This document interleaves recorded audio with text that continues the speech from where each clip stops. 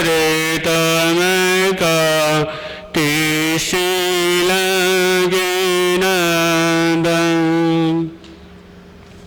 परम से अभावी दादा गुरुदेव श्री पेशुरी महाराज एवं परम पूज्य गुरुदेव की पावन चरण कला में कोटि से वंदन अभिवंदन।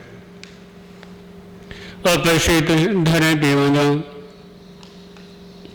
आगे साक्ष विश्व चल रहा है गुरु के ऊपर। जो हमारे जो तीसरे जो गुरु हैं धर्म के गुरु, जो हमारे जीवन के नैया को पार लगाने वाले,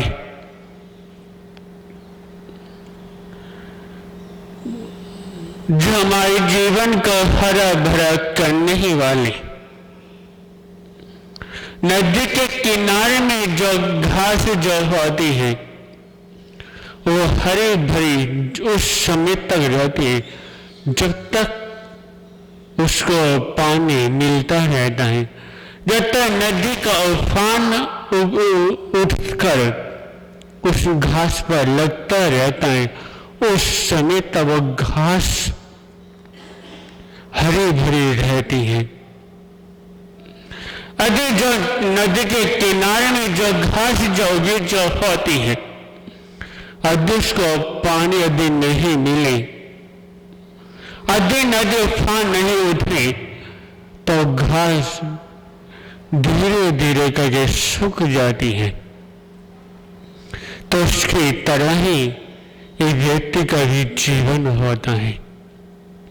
एक व्यक्ति का जीवन हरा भरा जब तक रहता है, जिस समय तक उसके सिर पर गुरु का हाथ रहता है, जब तक उसके ऊपर गुरु की कृपा रहती है, वो उसके मन में गुरु का नाम रहता है, उसके पास उसके दिल में गुरु का निवास रहता है, उस समय तक वो उसका जीवन हरा भरा रहता है। तो अपने जीवन को हरा भरा करने के लिए एक कवि गुरु के लिए अपने मन की बात लिखता है और अपने तन के बारे में लिखता है। वो क्या लिखता है कवि?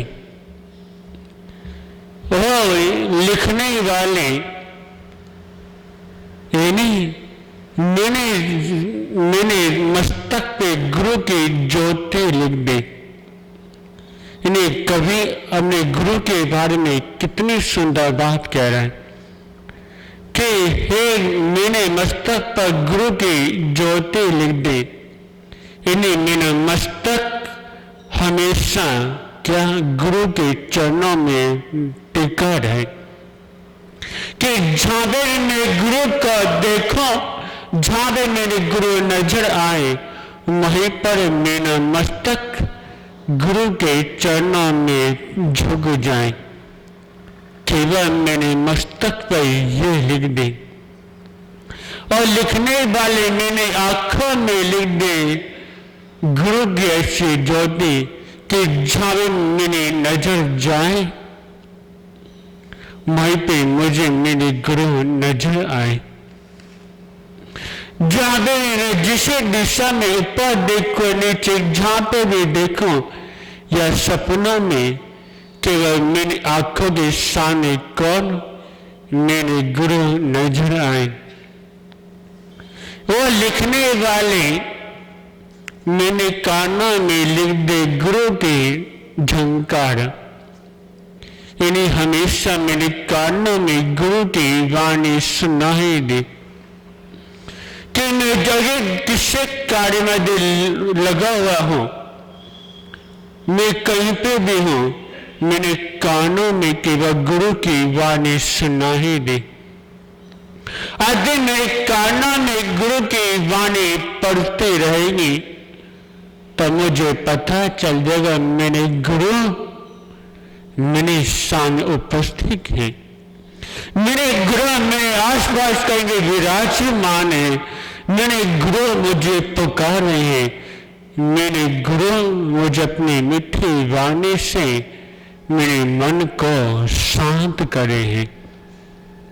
इसलिए लिखने वाले मैंने काना मिले लिख दे गुरु की वाणी, और लिखने वाले मैंने फोटो पर लिख दे गुरु का नाम, कि हमेशा मेरे फोटो पर गुरु का नाम रहे, कि मेरे मुख में हमेशा गुरु का नाम पढ़ता है, कि जब मैं मुख खोलूं तो मेरे मुख में किसका गुरु का नाम रहे।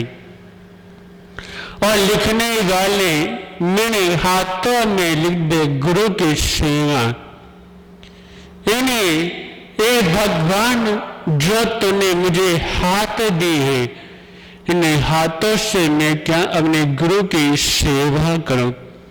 जितना बने उतना ही मैं जाते जो जाता अपने इन हाथों से गुरु की सेवा करूं।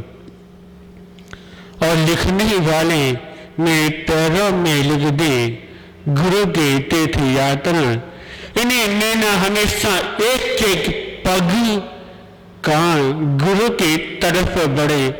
जहां भी मेरे गुरु हो वहां पे मेरा एक एक पग लिख दे। और लिखने वाले मेरा पूरा जीवन गुरु के नाम लिख दे।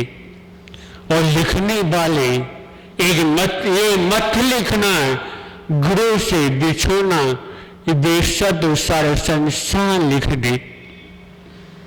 और लिखने वाले बेशक सारे संसार मेरे से बिछड़ जाए, बेशक मेरे से नाराज हो जाए, कुछ भी हो जाए, मैं वो सब कुछ सहन कर लूंगा।